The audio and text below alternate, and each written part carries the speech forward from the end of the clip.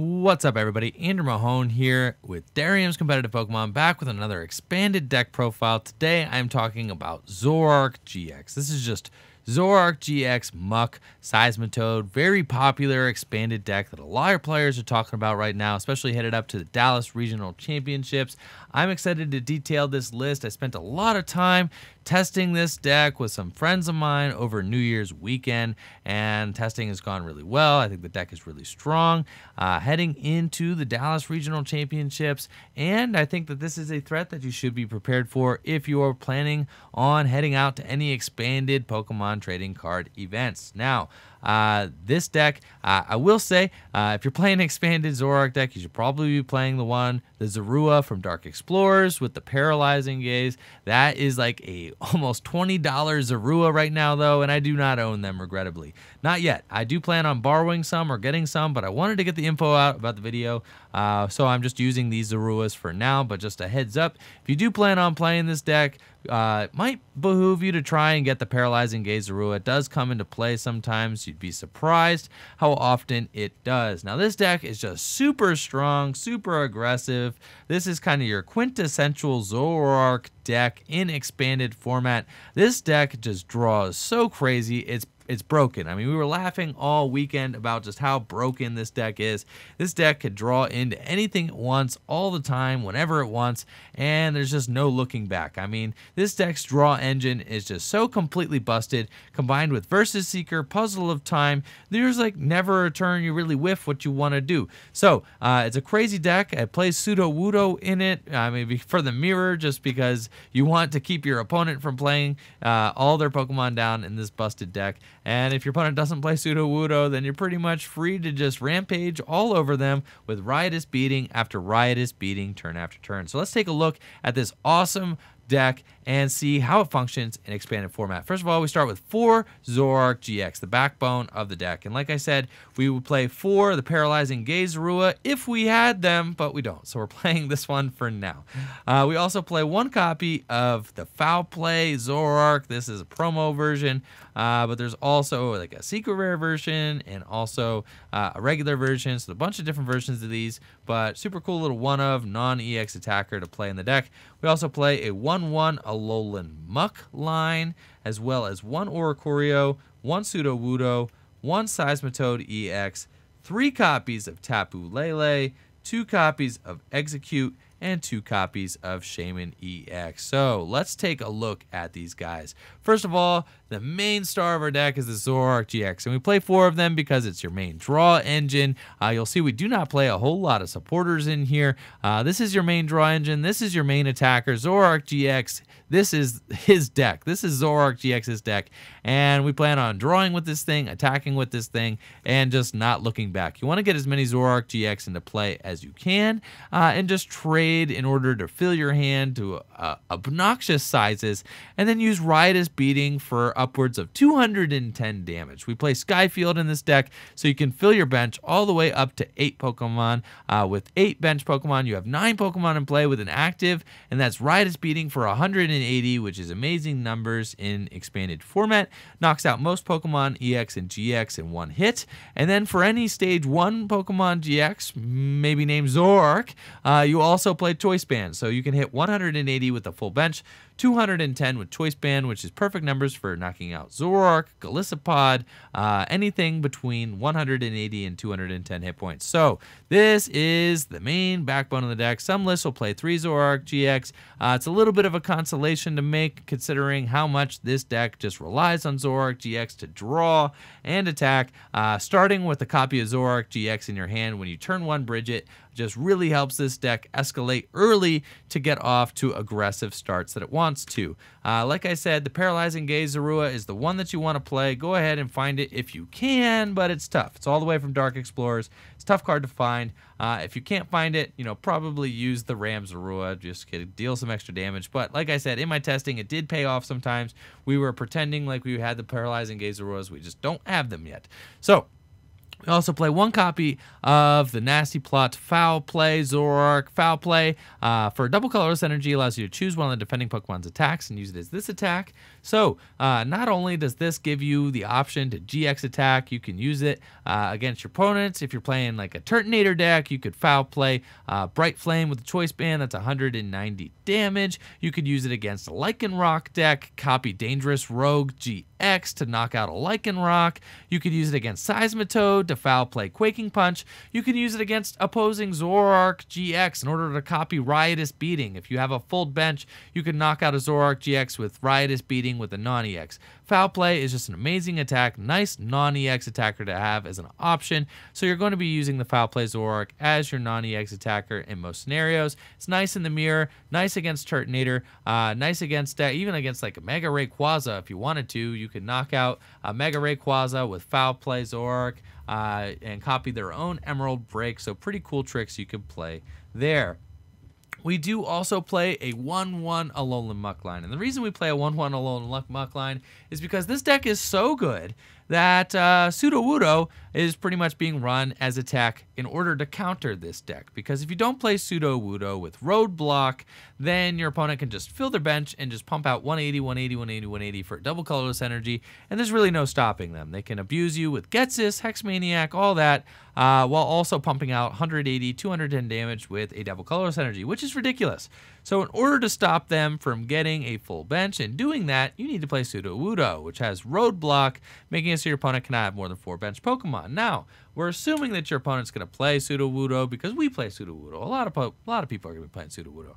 So in order to get around Sudowoodo, we're going to play a 1-1 Alolan Muk line. And with that Power of Alchemy ability, you can shut off Sudowoodo's Roadblock. Now, granted, your eggs don't work, your Lele's don't work, your Shaymins don't work, but still, it is easy enough to get a big enough hand to where you could evolve into a Alolan Muk, slap down a bunch of basic Pokemon, and then take a big knockout with Riotous Beating, whether it be in the mirror or versus just a Turbo Dark deck with Sudowoodo or any other deck that might play Sudowoodo.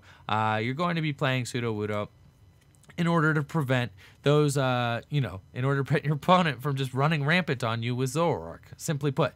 So the Muk helps shut off the Sudowoodo, but it also shuts off things like Volcanion's Steam Up, making it even harder for Volcanion to compete with you because they cannot use Steam Up if you have a Alolan Muk in play to knock out your Zoroark GXs, so they're going to have a bad time. We do play one copy of Oricorio in here just for that Supernatural Dance, which is good against Night March. Alternatively, you could play a copy of Karen, but we do play Rescue Stretcher in here, and you can use Seismitoad EX to knock out Night Marchers. You can also, if your opponent does discard enough Pokemon in order to knock out Zoroark GX, they're going to be using Joltik to do so, and you can use Supernatural Dance to try and take multiple prizes versus Night March. Alternatively, like I said, Karen is an option if you wanted to sub out Oricorio for it.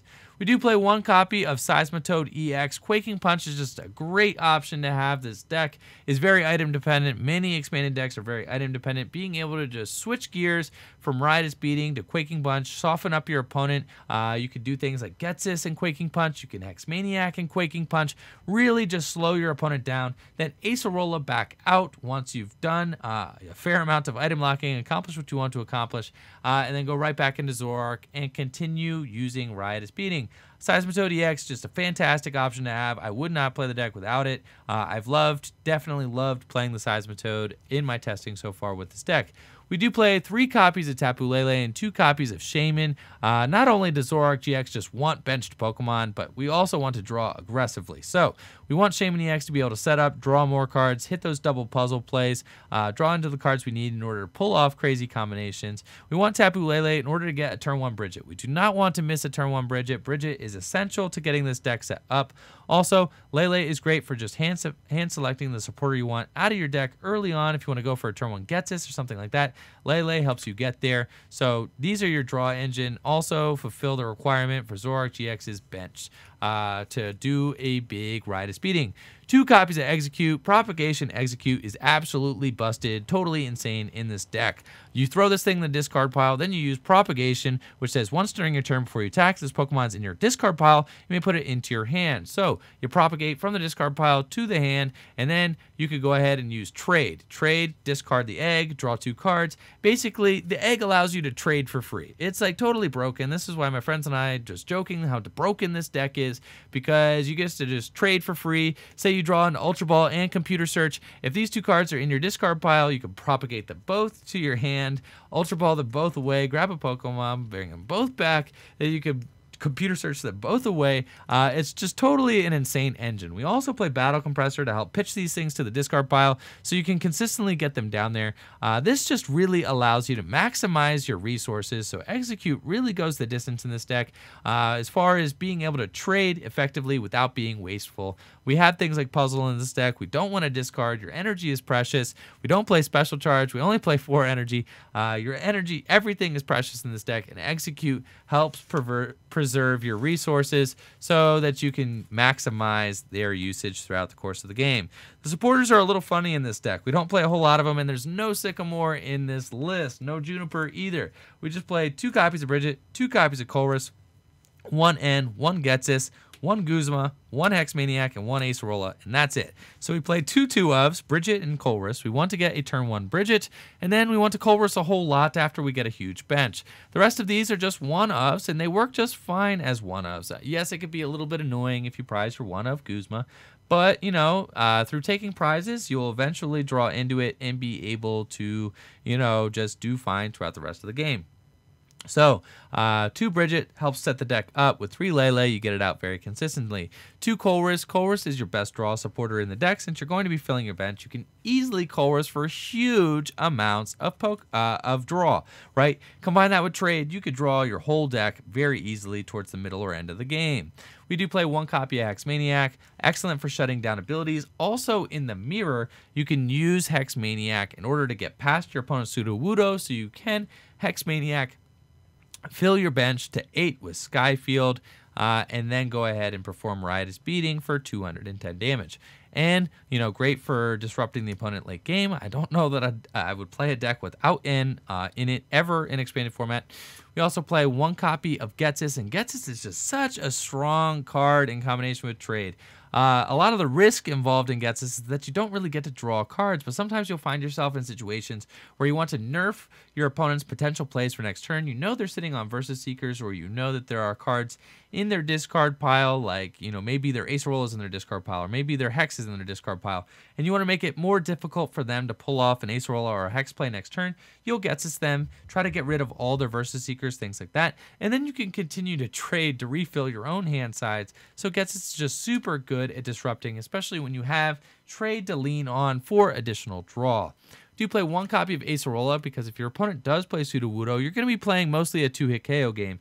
You're going to be plugging away with Quaking Punch and Riotous Beating, then Acerola trying to heal, and then continuing to do so until you build up that big magical Muck or Hex Maniac play where you do Hex, fill your bench, and take a big knockout. So Acerola, essential for just like, you know, making sure that your Pokemon don't get knocked out before your opponents do in a 2-hit KO kind of mirror match.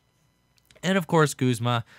We need a copy of Guzma in order to switch effectively and be able to get Pokemon in and out of the active position, but also in order to target down threats on the opponent's side of the field. 1 copy of Guzma is essential in here. As far as the items go, we do play a whole lot. We've got 4 copies of Ultra Ball for consistency, obviously for setting up the deck, very essential. Play 4 copies of Puzzle of Time, as well as 4 copies of Versus Seeker, 3 copies of Choice Band, 2 copies of Battle Compressor, 1 Field Blower, 1 Rescue Stretcher, 2 Floatstone, 1 Computer Search, and 4 Skyfield. So let's talk about these a little bit. We've got the 4 Ultra Ball for consistency, help set the deck up, search out Pokemon, get those Lele's, get those Zoroarks. What more needs to be said? 4 copies of Puzzle of Time allows you to just reuse your resources. Now, Puzzle of Time is kind of like the companion to Zoroark GX. Lots of Zoroark GX decks are being paired with Puzzle of Time, and for good reason, because Puzzle of Time is an amazing resource management card. However, it's difficult to play in decks that have, kind of inferior draw engines. But since Zoroark GX is the most busted draw engine to have ever graced this great game that we play, we could easily pull off Puzzle of Time plays to reuse cards in our deck. So Puzzle of Time allows us to get more use out of Choice Band, more use out of Skyfield, more use out of our 1 copy of Field Blower, more use out of our 1 copy of Rescue Stretcher. Puzzle of Time allows us to reuse Acerola. You could use a lot more times. We have 1 copy of Acerola with 4 Verse Seeker. That means you could Acerola 5 times. With Puzzle of Time, you could potentially Puzzle of Time for 2 Verse Seekers, Puzzle of Time for 2 more Verse Seekers, get 4 more Versus Seekers, meaning you could Acerola 9 times in a game. So these Puzzle of Times really make those one-of supporters really shine.